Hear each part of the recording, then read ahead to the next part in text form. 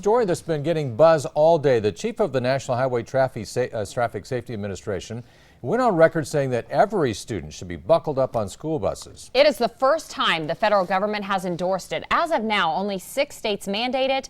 Nebraska and Iowa are not among them. But as WOWT 6 News reporter Brandon Scott reports tonight, one heartbroken mother is working to change that. You know, if we can do anything we can to make a bus safer, why wouldn't we do that? Dawn Prescott is on a mission to make sure all Nebraska students are able to buckle up on school buses. Her 14-year-old son Benjamin was one of 4 people killed in a 2001 school bus crash. The bus did not have seatbelts. I relive that all the time. It's a personal hell for me. What haunts me the most is I know that it didn't have to happen. The bus was carrying 27 members of the Seward High School marching band, along with Prescott and 2 other parents. They were returning to Seward after a band competition in Omaha when the driver lost control in a construction zone on West Dodge, sending the bus plummeting off a bridge. In a split second, the bus is on its side, and I'm hanging. And I let myself down, and I realized that the top is now the side is now the top. I'm trying to figure out how we're going to get out. Prescott says she had to step over the bodies of several students to find her son. Do you think a safety belt would have kept your son alive? I know it would have.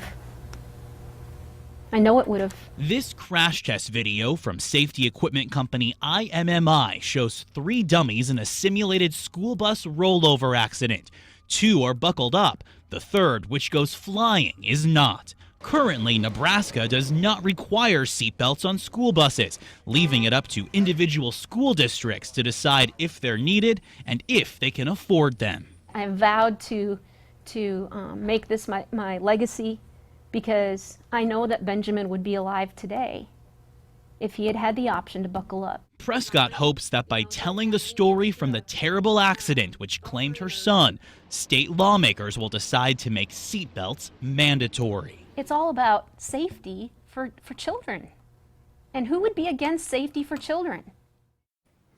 Prescott has testified several times in front of the Nebraska legislature pushing for a law requiring seatbelts on every new bus purchased by a school. There is a bill in committee right now, and legislators will take it up when they return to the Capitol in January. Until then, deciding whether to require seatbelts is a decision that each individual school district makes.